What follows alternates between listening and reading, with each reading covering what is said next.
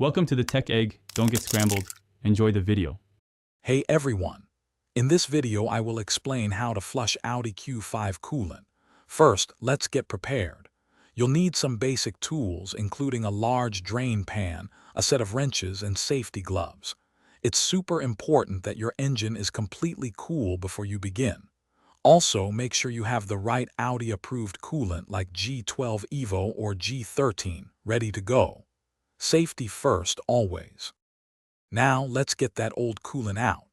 Safely lift your Audi Q5 and position a large drain pan directly under the radiator. You'll find a drain plug on the lower radiator hose. Twist it 90 degrees and pull it out to open. If there's no plug, carefully remove the lower radiator hose. Let all the old, dirty coolant drain out.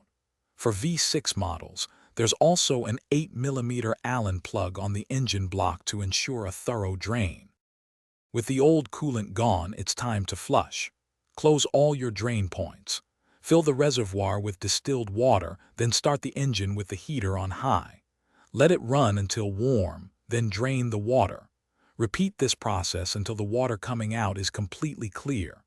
Finally, refill the system with your new Audi-approved coolant using a 50/50 mixture of concentrate and distilled water or a premix solution. The final, crucial step is bleeding the air.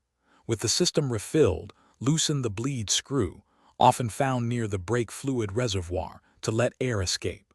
Start your engine and hold it at around 2000 RPM for 3 minutes to help circulate the coolant and push out air bubbles. Keep an eye on the reservoir level and add more coolant as needed. Once complete, check for any leaks and ensure your system is holding pressure perfectly. Thanks for watching. Consider subscribing if I helped unscramble your problems.